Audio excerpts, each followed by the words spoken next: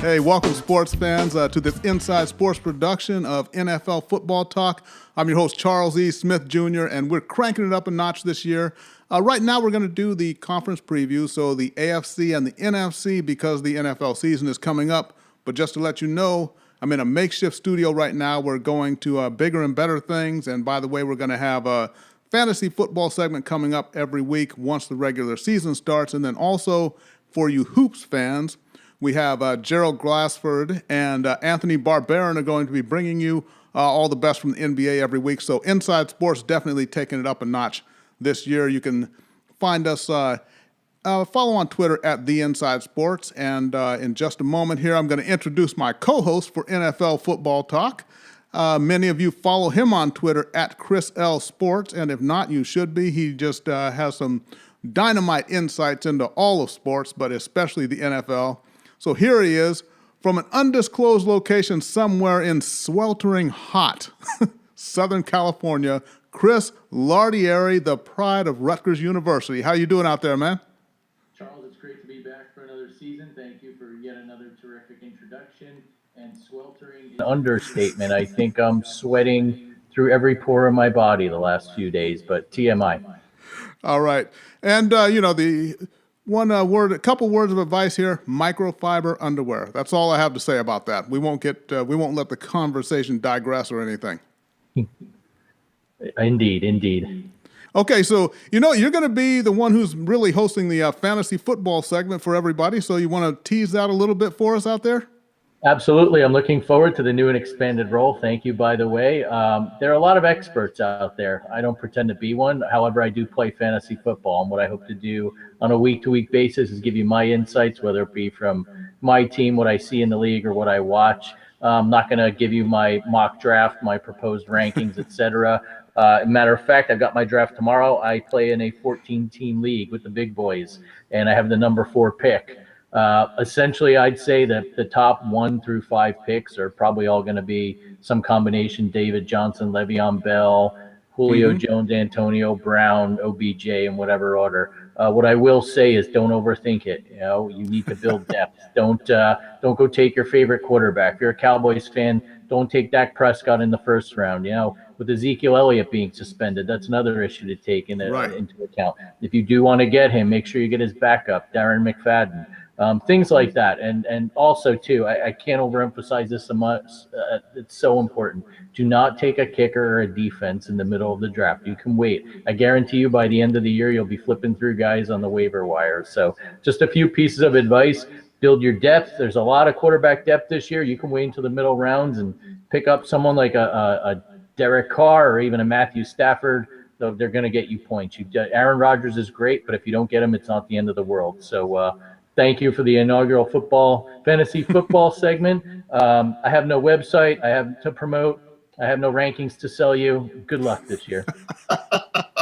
All right, we'll have to figure out some way to really merchandise this thing, but we'll talk off camera about that. So let's go ahead and get into we're going to do the conference preview. So the AFC, where we have the reigning New England Patriots, and we'll see if anybody can possibly take them down. But let's go ahead and we're going to start in the South, and we're going to end up in the East is the way that we're going to go, because the South is a little intriguing, although, there's so many caveats there. So if we look at the quarterbacks, Marcus Mariota, he's going to be back from injury, so he'll be leading the Tennessee Titans.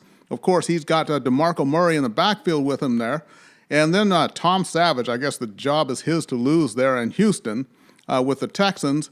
And Andrew Luck, he may play, he may not play. How many games? We don't know. And then Blake Bortles, who is anchoring, we'll call it that, anchoring the Jacksonville Jaguars after narrowly edging out Chad Henne in the preseason. That just kind of shows you the way things are there in Jacksonville. But Jacksonville does have good defense. It seems like if they could get a good signal caller, they might be able to do something. But Chris, what's your take on this division? We're talking AFC South here. I think it is fairly wide open with the exception of Jacksonville. I really, with Bortles at quarterback, you said he's anchoring. I think that's a sinking ship if he's anchoring it. But I do like, Tom Coughlin's kind of taking control of the reins there. Doug Marrone back coaching in the NFL. They've got talent. Leonard Fournette looks like he could have a breakout year as a rookie, but really, I feel bad. As long as Bortles on that team, his own teammates aren't happy. I think ultimately it's going to come down to one of two teams. I really like Tennessee, the way they've developed Marcus Mariota in his third year. Everyone talks about Jameis Winston, star of Hard Knocks, but he quietly has improved year after year. He's got some more targets there with Decker and the drafting of Corey Davis. They got a nice 1-2 punch at running back. Yeah, the offensive line's really good. I think this is a team on the rise. The team that I think that'll really contend with them is the Texans. That defense is phenomenal. You've got Watt on one side, back healthy. I really think that Tom Savage, as sick and crazy as this says, and forgive me in advance, is an upgrade over Brock Osweiler. Now, will he win him a Super Bowl? No. But I know DeAndre Hopkins, for one, is happy that he's back. And then you look at the Colts, and really, as they go, as Andrew Luck goes, and doesn't look good. He's even going to play the first week or two of the season. That team could potentially be a train wreck without him. So I think it's going to be a dogfight between the Titans and the Texans in an interesting race. Yeah, I think so. And you talk about the Colts, and we have Andrew Luck, who is basically, billed as Aaron Rodgers. He's pretty much Aaron Rodgers light because, he's not at that level, and also he can't stay healthy. And from what I understand, that shoulder injury has people talking about him possibly sitting out even more games. So we'll see what happens, because I guess he has the same type of a shoulder problem that Cam Newton does, which we'll get to that when we do our NFC preview. But, there could be tough times ahead there in Indianapolis. I see this as really a two-horse race, the same as you do. I'm going to go with I like the way Tennessee is going, even though, their defense is obviously not as strong as Houston, but I do like Tennessee.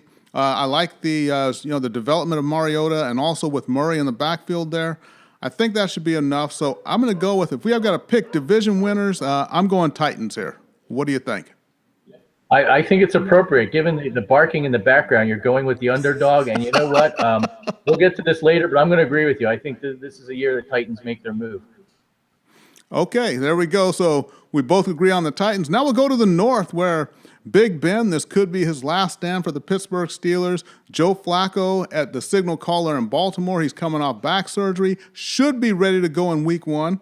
And then also Andy Dalton, the Red Rifle there in Cincinnati. We'll see what he's going to do. And starting for the Cleveland Browns, DeShone Kizer. This will be the 27th starting quarterback they've had since the franchise was resurrected in 1999. How do you see this one?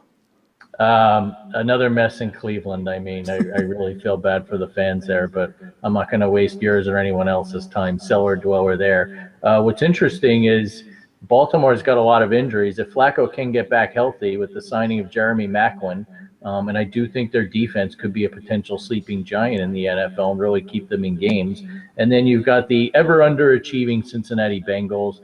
I know you have tremendous amounts of love for Andy Dalton.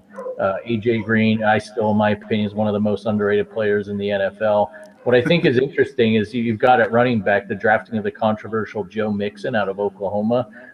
If he can keep his head on straight, I think right there is speaking even from fantasy football perspective, is a player that could break out this year. But ultimately, I think this is a Steelers division to lose. Le'Veon Bell taking his extended sabbatical to sign his contract. I believe he reports on Friday the 1st. He'll be well rested.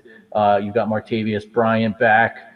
Ben's got a lot of weapons. If this is his last hurrah, I think he's going to enjoy it. I still say this is the Steelers division to lose.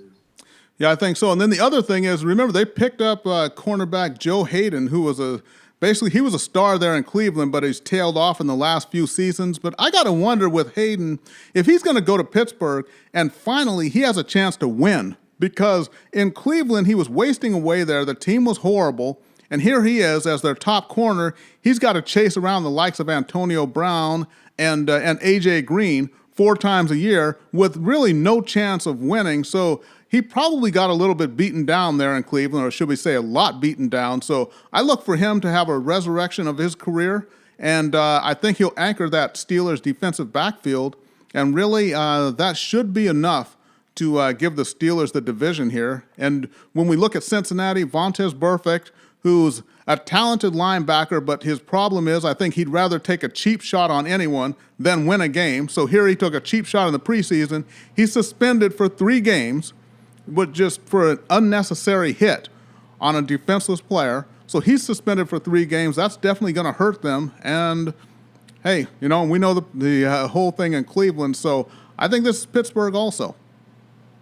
Yeah, definitely. And until honestly, I don't want anyone to lose their jobs, but I think if there's another year of underachieving and missing the playoffs, we could see a change of command there in Cincinnati. Marvin Lewis really has been a Teflon coach for years. There we go. So we both agree with we're going with Pittsburgh Steelers to take the AFC North. Let's go ahead and go to the AFC West. We've got some intrigue there. We've got the San Diego Chargers, anchored by Phillip Rivers at quarterback yet again. You made the same mistake everyone in the media does, Charles. They're our team. They're the Los Angeles Chargers. How dare you? Listen, I do it all the time. Sorry. I cannot get past that. No one can. They don't belong here. Yeah, judging by the amount of fans who showed up at their preseason games, I don't think the fans are really getting it either. No. But also we got Derek Carr. He's going to be back, hopefully healthy, the whole year there in Oakland.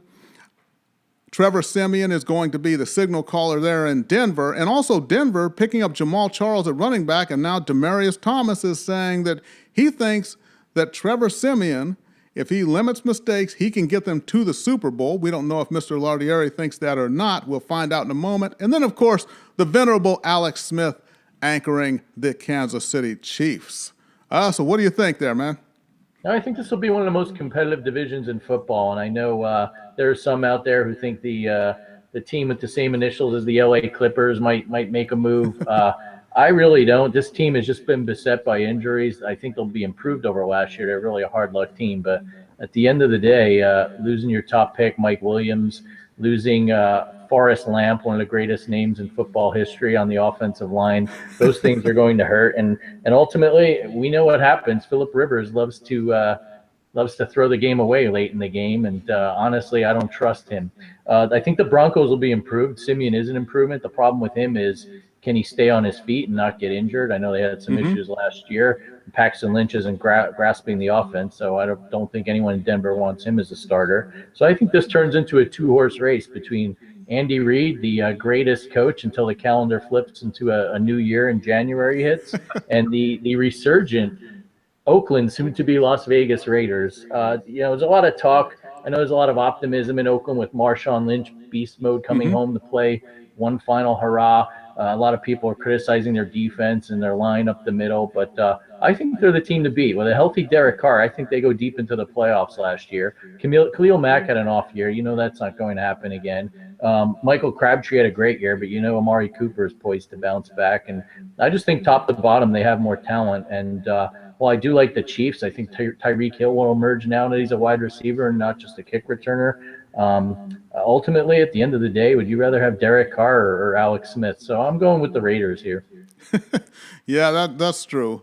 The Raiders are looking strong. And one note on San Diego with them moving to L.A., and I think what happened is when we look at the whole fan base thing, a lot of L.A. is a very polarizing city and community, and I think there were a lot of fans who are fans of the Chargers who are not fans of the city of L.A., and a lot of people that you talk to who are Chargers fans, they would tell you, I don't root for any L.A. teams. Now the Chargers moved to L.A., so they're left with a dilemma.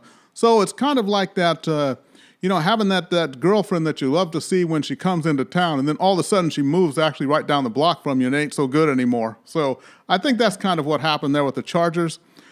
But I agree with you with the Raiders. I do think Denver could give them a really good run for their money. If Trevor Siemian, with Jamal Charles in the backfield there and with the defense as strong as it is, if Trevor Siemian can do a good Brad Johnson impression here, I think he can get them to win this division. But those games between those two teams are going to be fantastic. I'm going with, I think I wrote down my pick here. I'm going with Oakland also. But don't be surprised if Denver sneaks in the back door. Yeah, the only problem is when you merge Good and Brad Johnson together, does that mean slightly below average? I'm not sure. We'll have to check on that. And then one thing, too, to keep in mind, with Wade Phillips now a defensive coordinator in L.A. with the Rams, I'm wondering if he's going to be missed. I know Vance Joseph's a defensive-minded coach, but that's something to keep your eye on to see how that D adjusts without Phillips. Definitely. So we're both going with Oakland there. So let's see if we get any action in the AFC East, With Jay Cutler coming to quarterback the Dolphins, we'll see if that makes any type of a difference there. Of course, Tom Brady arguably the greatest quarterback of all time, is still there with the Patriots, 40 years old and going strong, coming off a miraculous Super Bowl win. And then we've got who is quarterbacking the Jets, by the way, this year. Oh, it's the great Josh McCown. How could you forget? Yeah, Josh McCown and Tyrod Taylor now, who is the starter in Buffalo, I guess, barely edging out Nathan Peterman. We'll see, but, they traded away Sammy Watkins, his best wide receiver. He's now in Los Angeles. Then they signed Anquan Bolden. Bolden was there for one day and then retired. So it seems like same old Buffalo Bills. But I'd say this division, we won't even debate whether or not New England's going to win this division. Even though Julian Edelman is down with that ACL injury, I don't think that's going to be enough to knock him from that top spot. But hey, and not just because it's my favorite team, but you kind of got to look at the most intriguing thing about the division is the Dolphins, with Tannehill gone for the year, picking up Jay Cutler, who came out of that brief retirement, and what he can do for the Dolphins. Yeah, absolutely. I mean, I think ultimately the Patriots win this division. The good news is that your Dolphins have locked up second place in what's otherwise an atrocious division. Ironically, and I know how you feel about Tannehill. I mean, as sick as it sounds, I think Cutler might be a slight improvement, or at the very least a wash. And playing the offense is definitely going to help. I don't think there'll be much of a learning curve there. He's got weapons. He's got a good defense. So I think you could be looking at a potential wild card run. But even without Edelman, I do think the trade for Brandon Cooks is really going to help.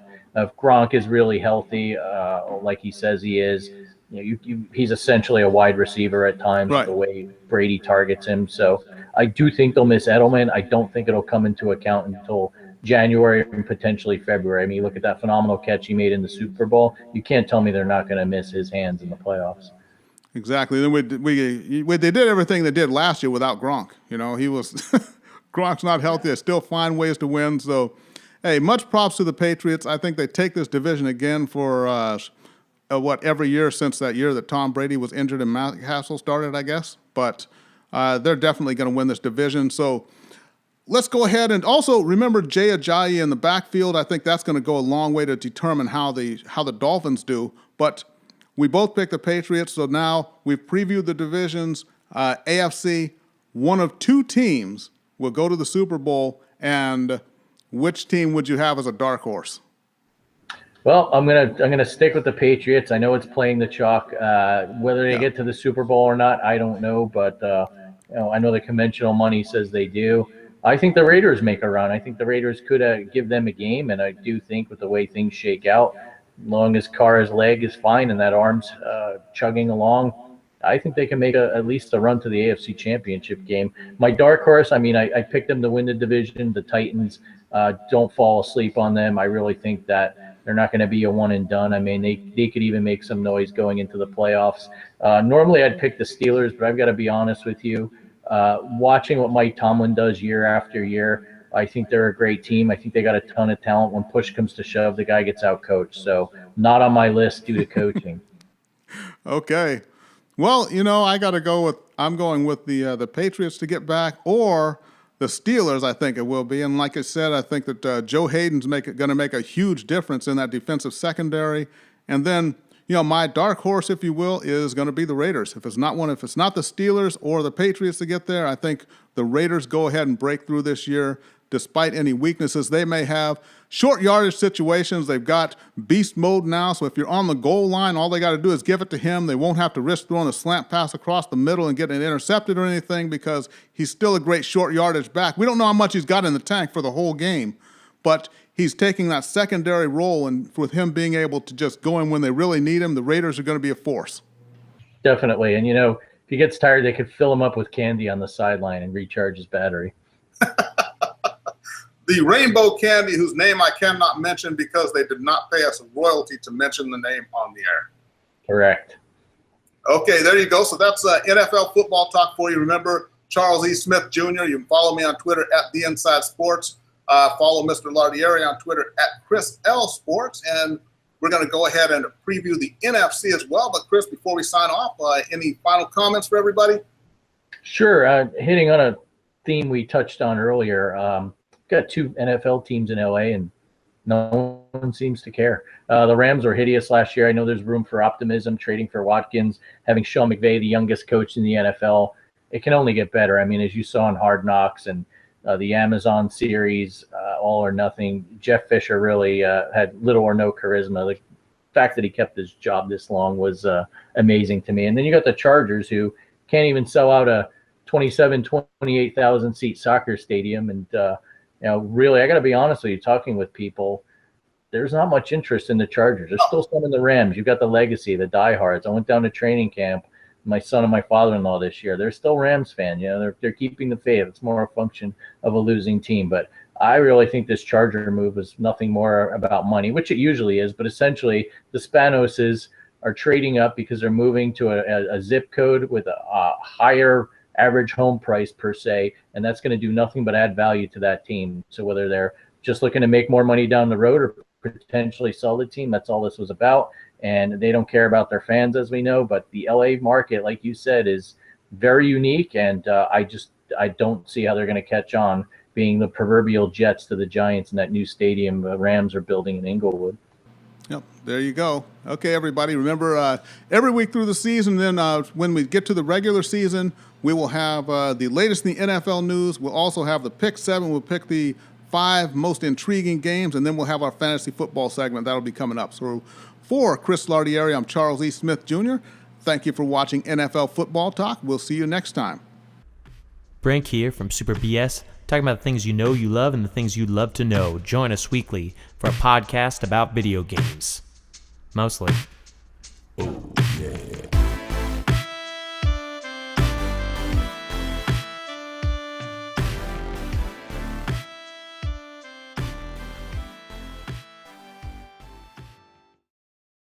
And we're back. My name is Gerald Glassford from Pop Culture Cosmos and Game Source. We truly appreciate you being part of the broadcast here today, because we're going to do some NBA right now. It's probably one of the best times of the year, the NBA season. I know there's no actual basketball being played, and the obviously everybody still has that buzz from the Warriors winning the finals.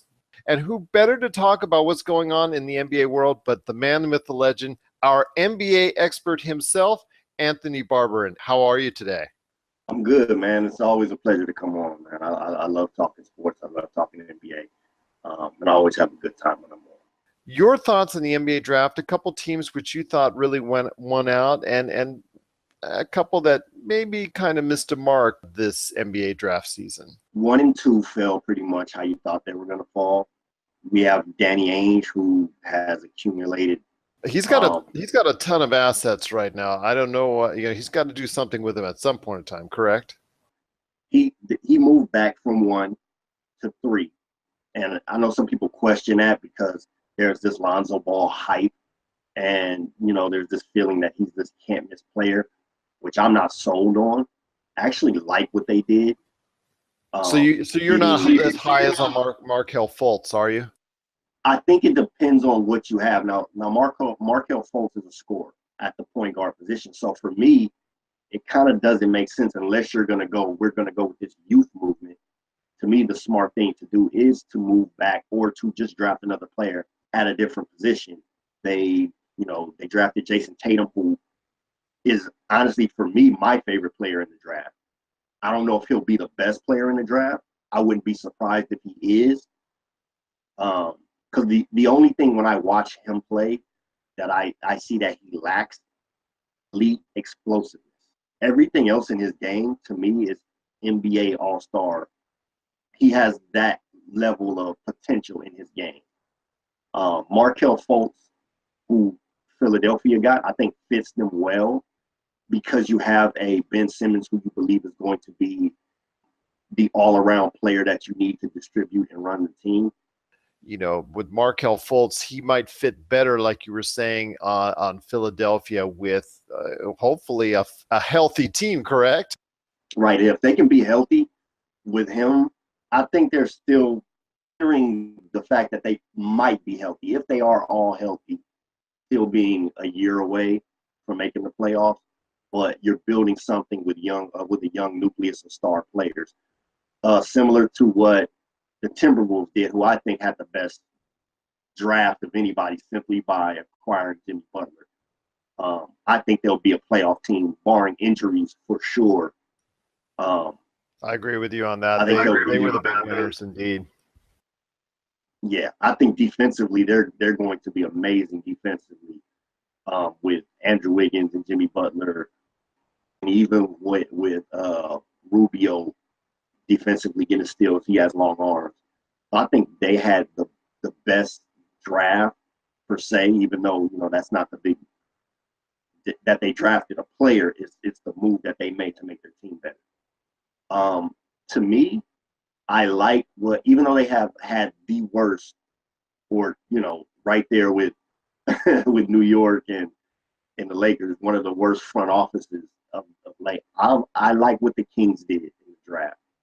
I like them getting De'Aaron Fox, who is a souped up version of Darren Collins, if for lack of a better term. He's fast, he's quick, he pushes the pace, he can score. But he's two of the best things in the NBA, younger and cheaper, correct? Exactly. And you put him with Buddy Hield, who had Buddy Hield played his whole season with the Kings, the way he played, probably would have been Rookie of the Year. He was that good. I agree. Once he got got away from the Pelicans. So with that, and then they went and got Josh Jackson. I believe that's who they drafted, Josh Jackson. No, I'm sorry, not Josh Jackson. It was I can't remember the North Carolina guard. Justin Jackson. Justin Jackson? Justin Jackson. Yes. And I think they'll play him at the 3. He has that kind of size where he can play small forward. And so you're beginning to build a young nucleus of talent. You have a point guard, you have a shooting guard, you have a small forward. Willie Cauley-Stein as your center. Papagiannis, as a backup if you like him. And then I believe they drafted Harry Giles out of Duke, who, had it not been for the injuries that he sustained the last few years, would have been a top 5 pick. And they got him later in the draft, in the first round. So I think what they did drafting this year was very, very smart. Now, I don't have the faith in their front office to that come to fruition, but I think they're on the right track.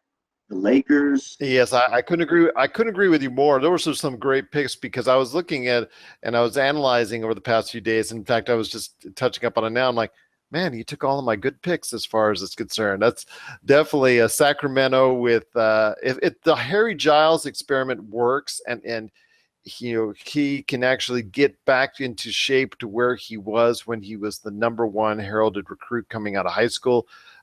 He can that draft for Sacramento Kings could just be far superior than anyone has at all because of him. And it worked for Sky Labissiere. I'll get his name right. When he becomes a bigger star, I'll try to get his name more correct in the future. But that worked for Sacramento last year, and he's going to be a very strong player indeed. And if Harry Giles can grow similar to that, definitely that Sacramento Kings, who's been a laughingstock of the media and the entire league for the past few years, definitely will come around indeed quicker rather than later or whatnot. So, and then I think two of the losers, I guess, to me, obviously the Bulls for trading Jimmy Butler and getting, I think, a nominal return. Zach LaVine coming off an ACL injury. If he'd have been healthy, I would have thought stronger about it, but that was kind of iffy. Lauri Markkanen is I guess he's not a strong rebounder. He's not a strong defender, but yes, he can shoot the 3. So, but if he's not good enough defensively to stay on the floor, what does that do for you? And then also Chris Dunn, who everybody was praising would be the steal of the draft at number 5, turned out to be not the steal of the draft so far at this point. But let's hope he can get his career back on track with a new team. Indiana drafted 2 of the UCLA players not named a Ball. And I don't know if they really got themselves at their positions that they were chosen.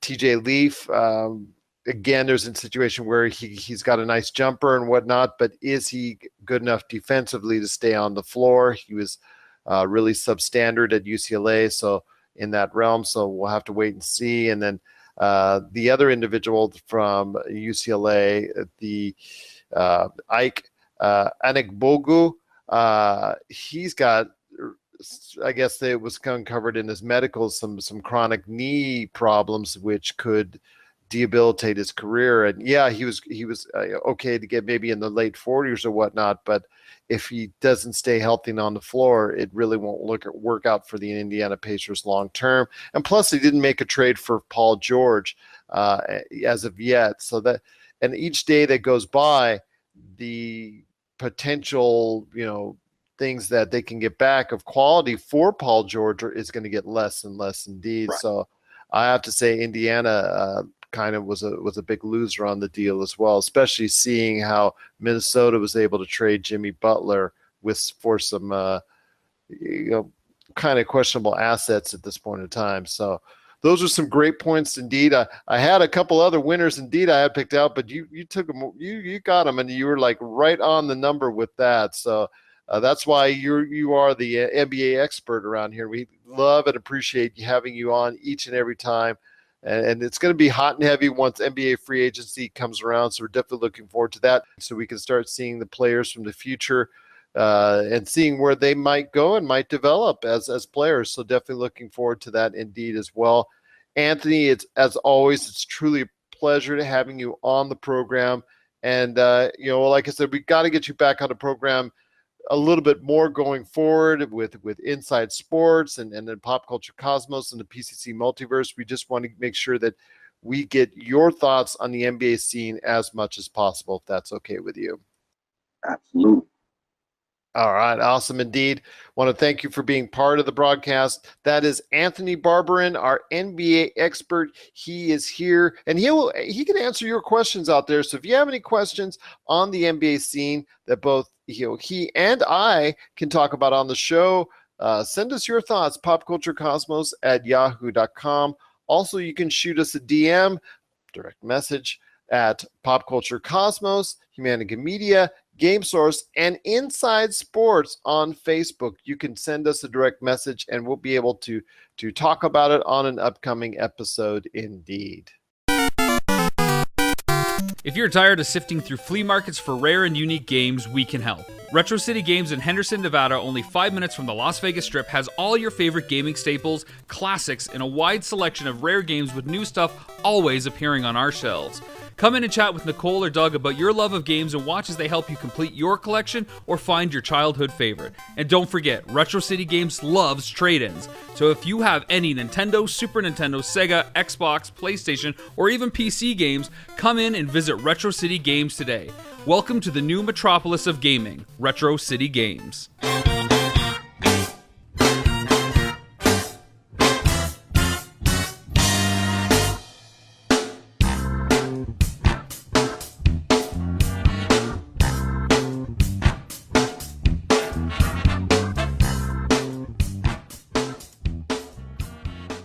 That's to us people that can feel things, it hurts.